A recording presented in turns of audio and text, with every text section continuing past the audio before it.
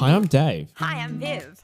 and we live on a blue planet, but we're not blue people. This is Chicken Talking to Duck. Funny you should bring blue people into this conversation today, Dave, because We're talking about Smurfs. No, we're talking about Avatar, and not Avatar: The Last Airbender, which may or may not be the superior Avatar, Definitely the superior Avatar. but Avatar by James Cameron.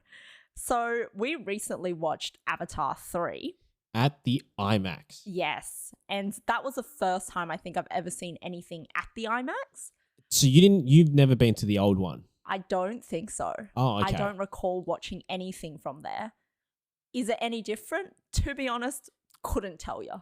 I was a little bit disappointed too, I have to say. I remember, so I've been to the older IMAX, which I watched Toy Story 3 at, and I remember it just being a lot more grand. Did you feel like it wasn't as grand in any particular nature? It felt like a normal cinema. It felt like what Hoyt's usually is. With the exception of the sound. I feel like the sound was a lot better though. Okay. I am not very good at hearing things, in that probably got ear problems. So I don't think I noticed. I'll take my word for it. But okay, I believe you.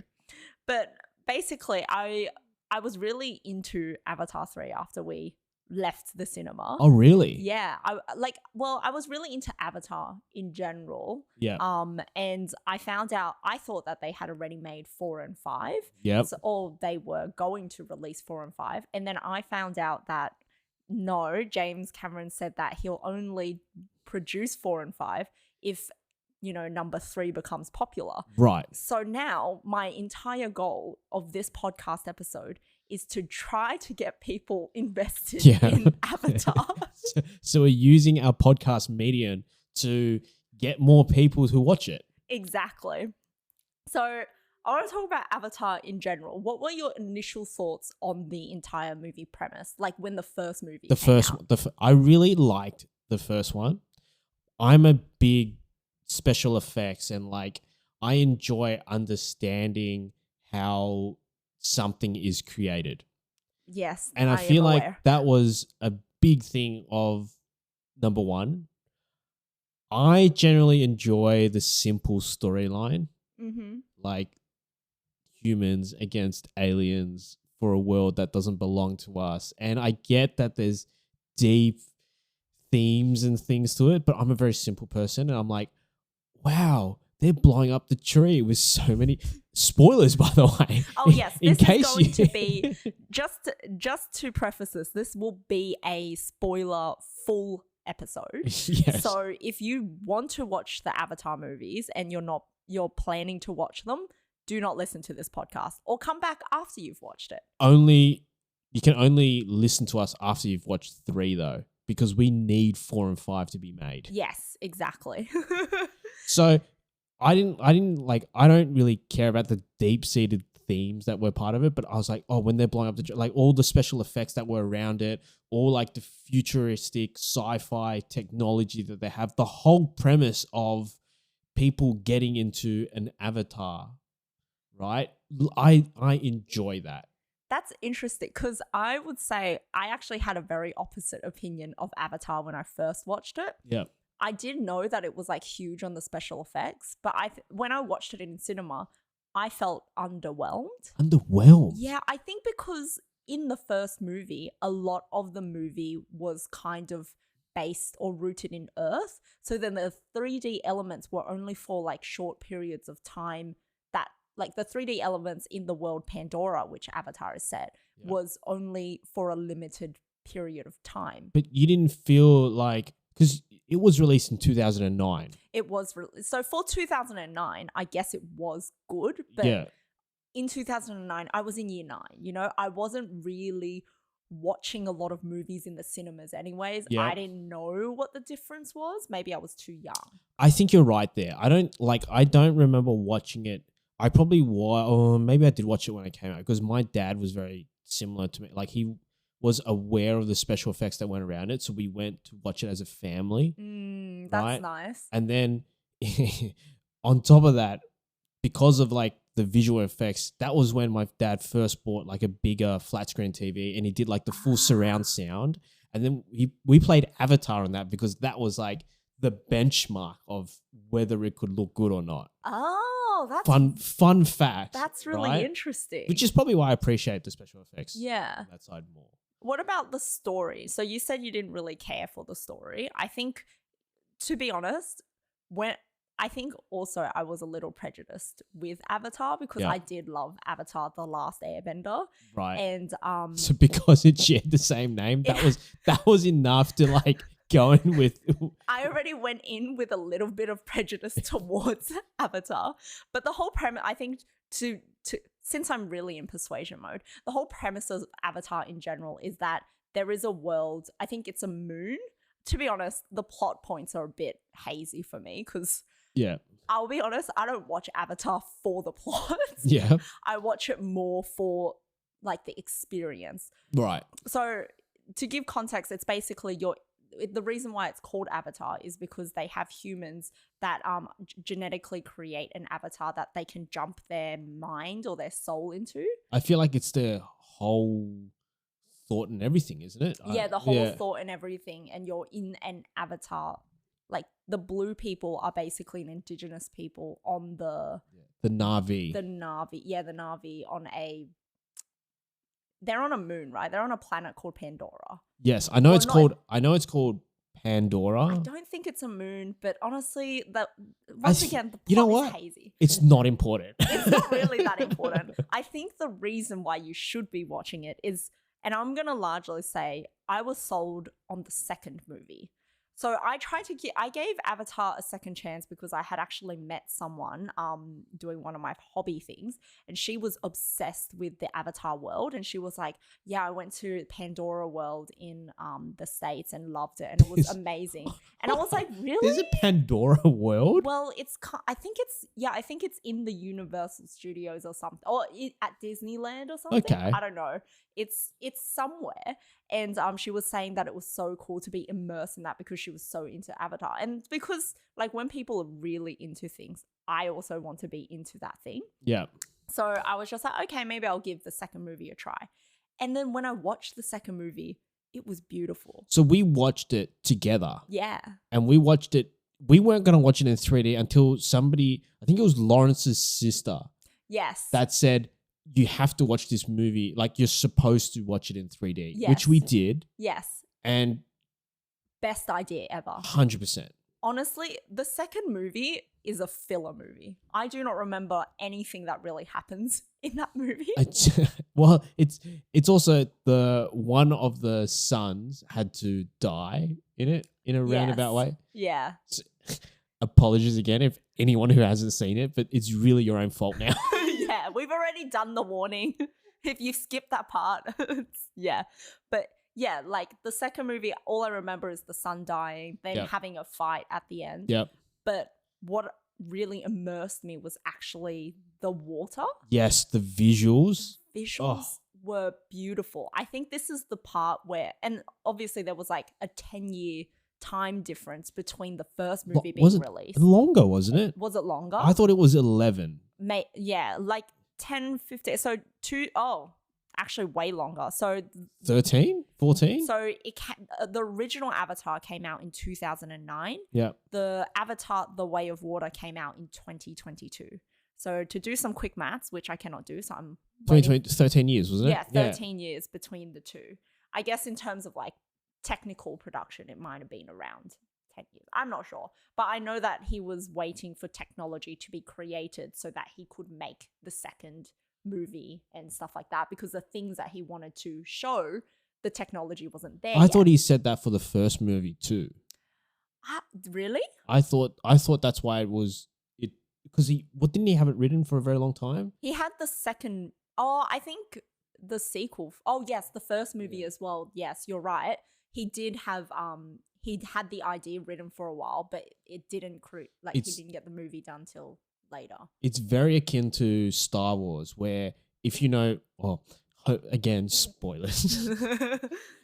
So Star Wars episode 4, 5, and 6 came out first. Yes. by George Lucas, and then they did 1, 2, and 3. Yes. And the reason why he did 1, 2, and 3 after, a lot of people say it's for the story, like a prequel type story, which I guess is kind of true, but also because all the special effects that were needed to do 1, 2, and 3, especially 3. Ah, I did not know that. Mm. I've actually not really seen Star Wars. So that's unbelievable, and I feel like that's an absolute shame that you haven't seen Star Wars. I know you're not into space or space cowboys, I think is the exact definition of Star Wars' genre. Which is ironic because Avatar is based in space. I know. I'm really not a fan of movies based in space, but I think that it's more like I'm so immersed in the world Yeah. that it's okay. Okay. Yeah, in Avatar at least.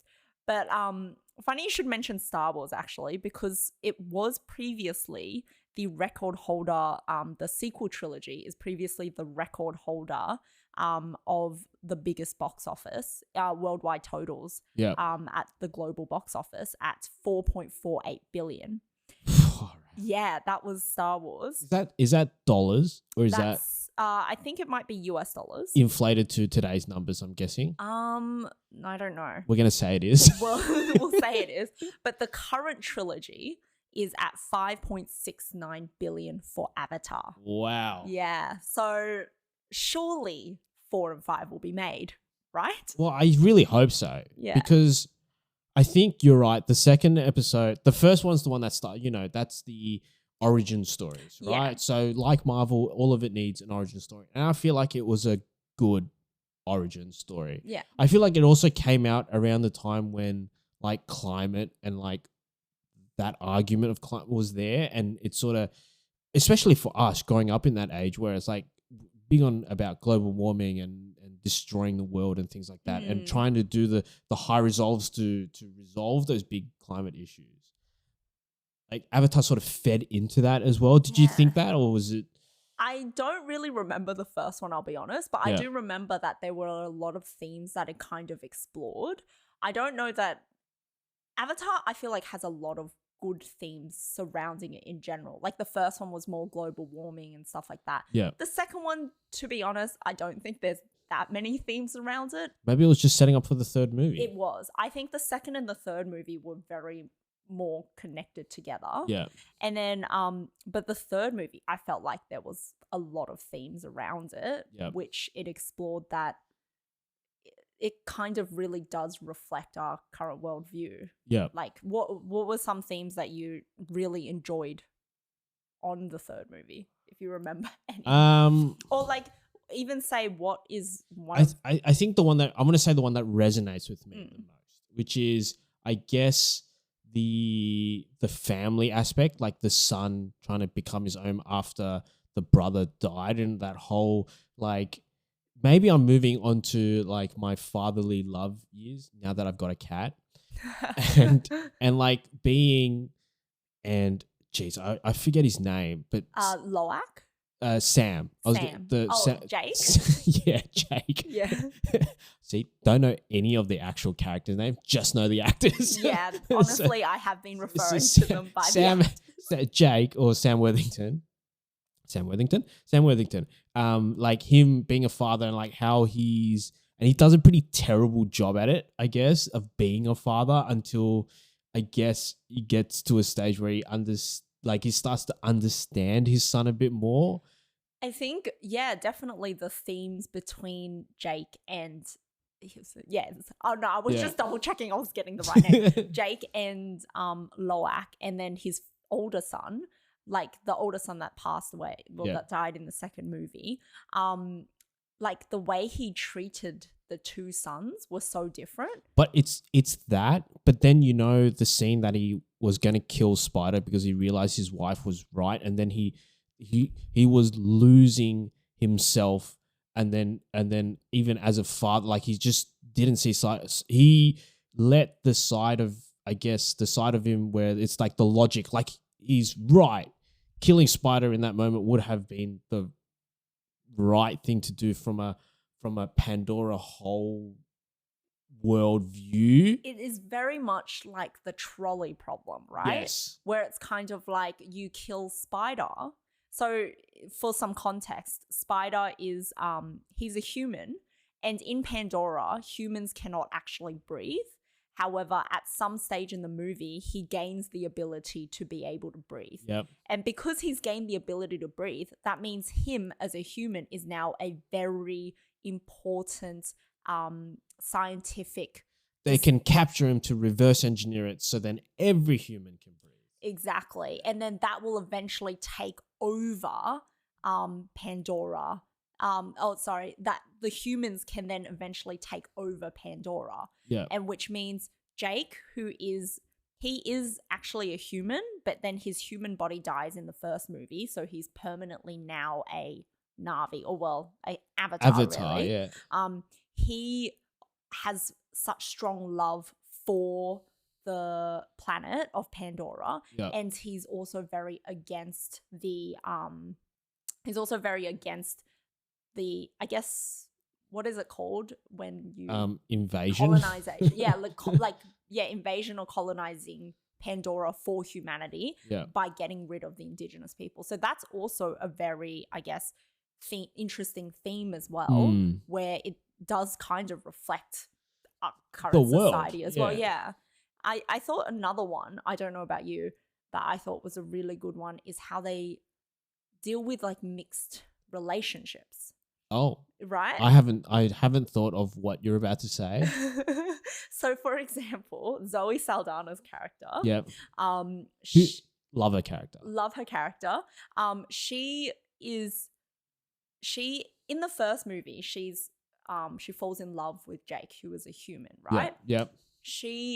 But then in the second movie, her oldest son that she loves dies because of the humans. Yep. And then in the third movie, that whole grief, which is a very interesting way of looking at grief as well, that grief really makes her kind of hate humanity. Yep. And there is an amazing scene where it's between Jake confronting her, because throughout the movie, she's being really mean to Spider, kind of wanting to kill him. She's kind of like, if I need to kill him, I will, sort of thing. He's not really our kid. Yeah. Like, why do we have him? Exactly. And then especially like thinking that, the humanity will take over. It's kind of like she really hates it. And then there's the beautiful scene between her and Sam Worthington where it's basically like him saying, do you hate me because he is human. Exactly. In a roundabout way. Yeah. Do you hate our children because they're half human? Yeah. Do you think their mistakes are because they're human? Yeah. And then I think that call out really brings her back and grounds her back into reality, whereas her grief could have really been taken away. Yeah. So I see. I agree to that. Yeah. And I think it was well explored. It probably could have been explored more. I think if it's a can be seen as a criticism, I guess. Yeah. Because they sort of went into it. They had the very quick argument, and then I guess they sort of resolve it in the scene where they were going to kill Spider, and then she comes and she's like, "No, this is wrong. This is not our way as Na'vi people." Yes. And then that sort of, I guess, closes it off. It does close it off, but I think it's because at that point she sees it more as well because Spider had saved her husband. Yeah. So then she kind of owes a huge debt to her and debt to him, and she's seeing a bit more of understanding or more realizing that not all humans are bad. Yeah. But yeah, that's I don't know. I feel like when you mentioned about how they didn't really explore it deeply, I will have to agree with you.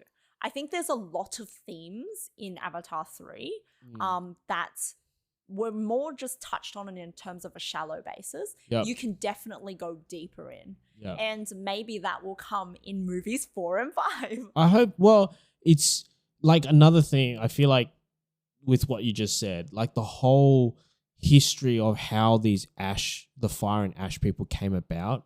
I feel like there's so much more to that story. Yes. And I can't remember her name. I don't even know the actor's name who played the witch, I'm going to call. Yes, I know who you're talking about. So the witch, she goes, oh, there was a volcano eruption. It was destroying, and then they prayed to Awa, and then Awa did nothing. So Awa, for context, is the god of like God of everything. god of everything Yeah. on Pandora, basically. And like they didn't Awa didn't do anything, and then that's why they don't believe in Awa. So you got the contrast of also don't know her name. Neytiri?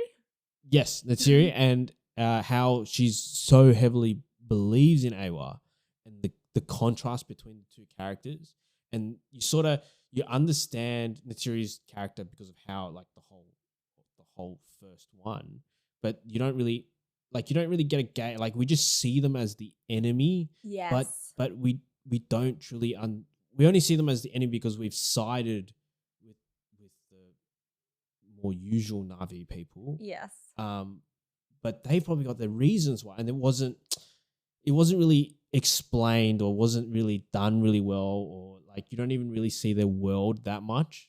You're right. I do think that but I also feel like it is kind of I'm hoping in 4 and 5 that they will explore it a bit more, maybe give it a bit more, it's not the end of the Fire and Ash people, I don't think. Do you think, I think they will come back. Are we going to talk about what we think?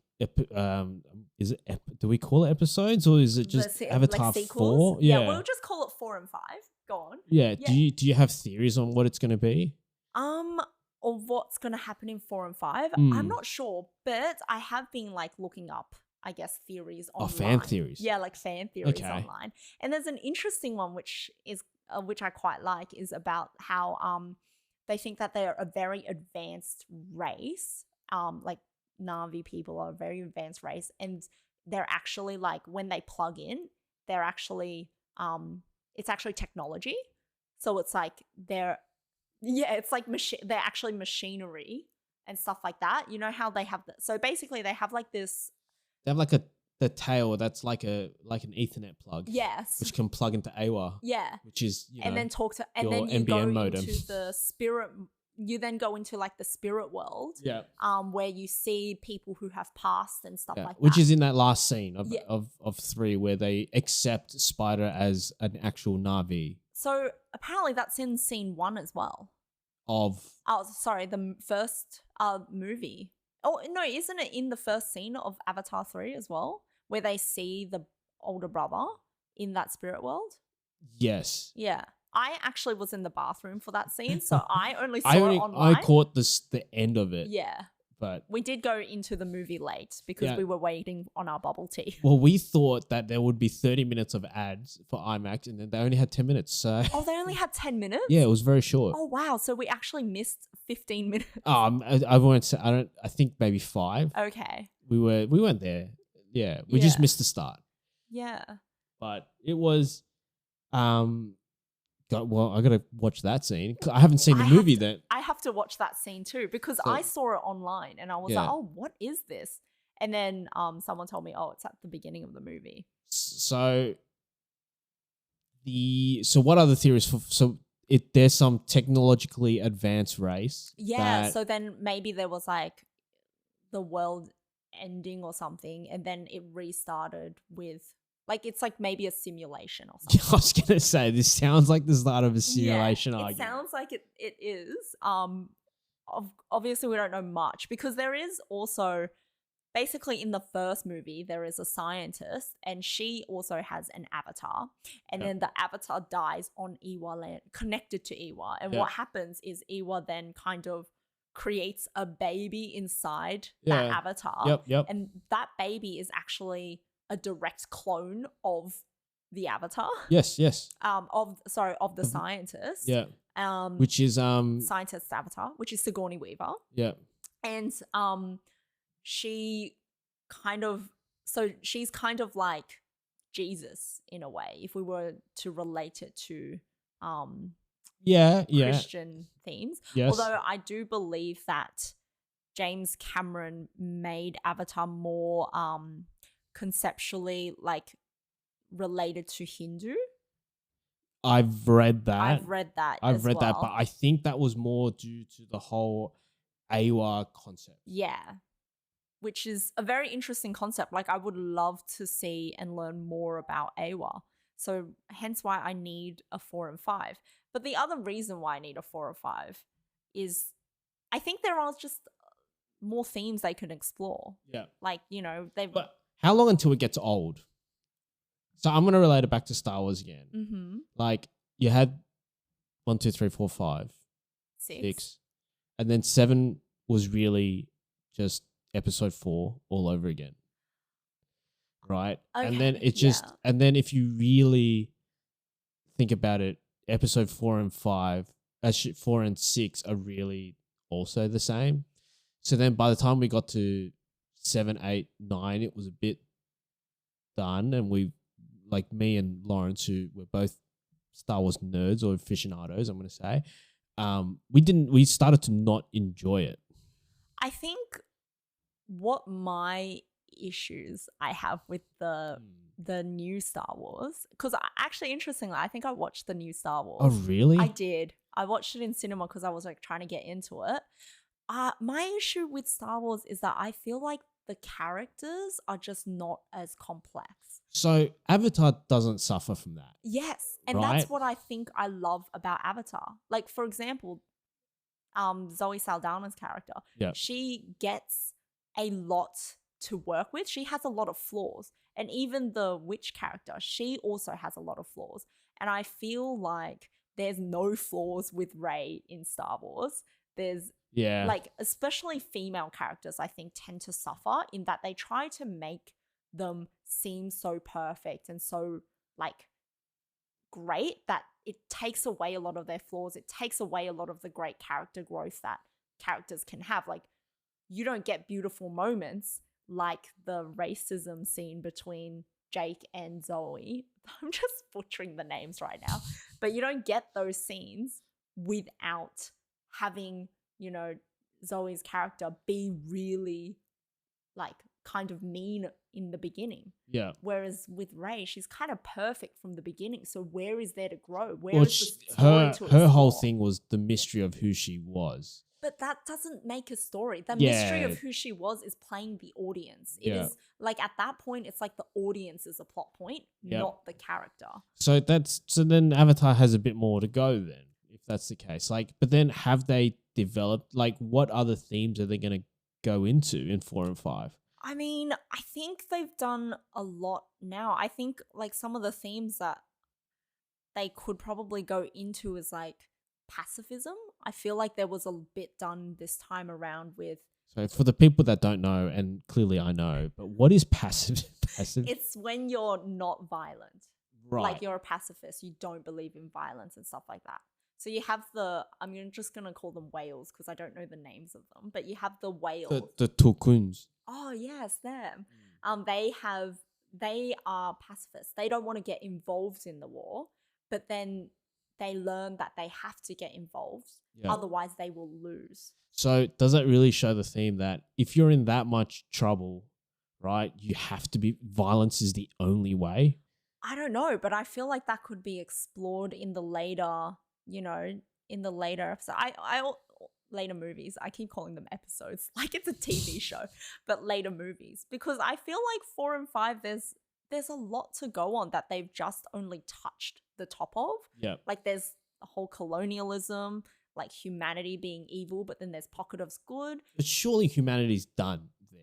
I don't know, because they also show stuff on individualism. So there is a scientist, he's a marine biologist, Yeah. and he kind of like, Saw that it was wrong, right? yeah. But this is the thing, right? I feel like at the same time, it's not a movement. It's what that scientist had, right? No. There's those people living in whatever those rocks are, where all those scientists that still have avatars still live, right? And those people are already in that movement, they're sort of hidden away. But in that mining colony, I'm going to call it a mining because actually it's really a whaling colony. Yes. They, like, there was that one person that saw that it was wrong. But you looked at Yes, that's true. when Sam or Jake was in that hot box, right?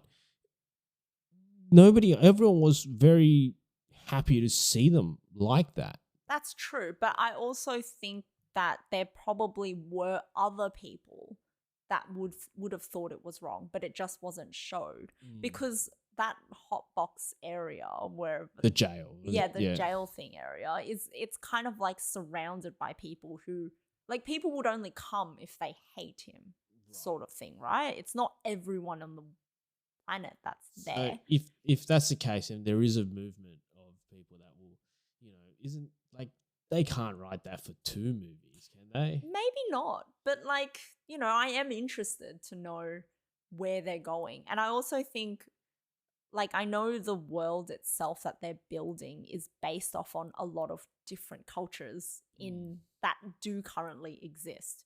So then there's a lot to work with in our world already that they could be exploring. I do think that the criticism you had earlier is correct, where they don't go deep enough in the themes. Yeah. But also the main reason why I want it to keep going is because I just want to keep watching Avatar in 3D so that I can see pretty water and pretty things. Yeah, I guess that, yeah. Like I said, the reason why I watched the first movie was purely because of that. So Yeah. And that's the reason why I watched the second movie. And then the reason why I watched the third movie as well. But the third movie, I think, has a lot more weight to it.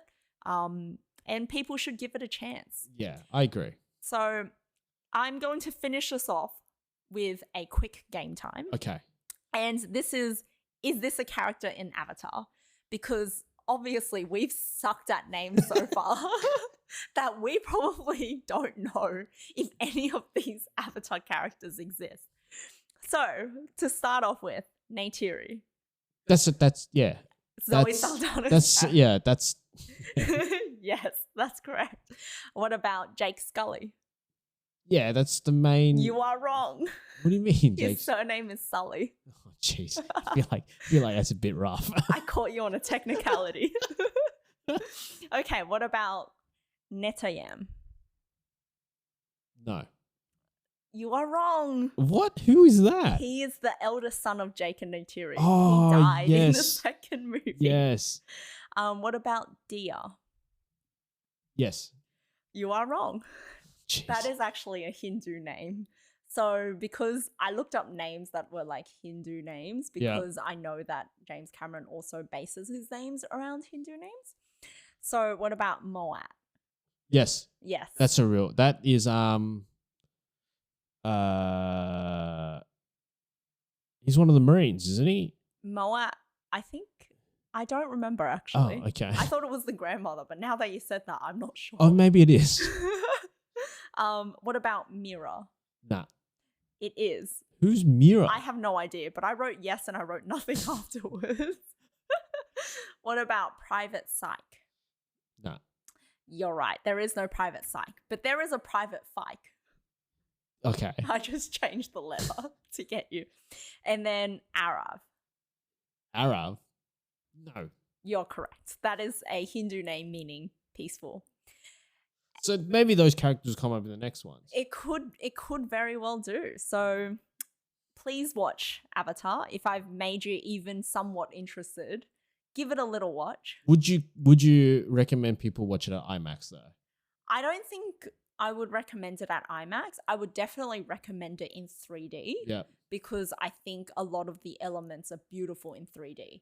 That being said, I've never watched it in 2D, and I've only ever watched all the Avatar movies in the cinema. I've never rewatched them since. Yeah, it's on Disney Plus. It is on Disney Plus, and I do have Disney Plus, So we can watch all of them. but I'm probably not going to watch it because I don't feel like I'm going to be immersed in the world as much as in 3D. You just need a bigger TV. I do need a bigger TV. And that's it for today. Any closing remarks you want to give? Maybe we review the Smurfs next time. 'Cause that's probably the closest rival to because of the blue people. Yes, I've never seen that. Thanks for listening.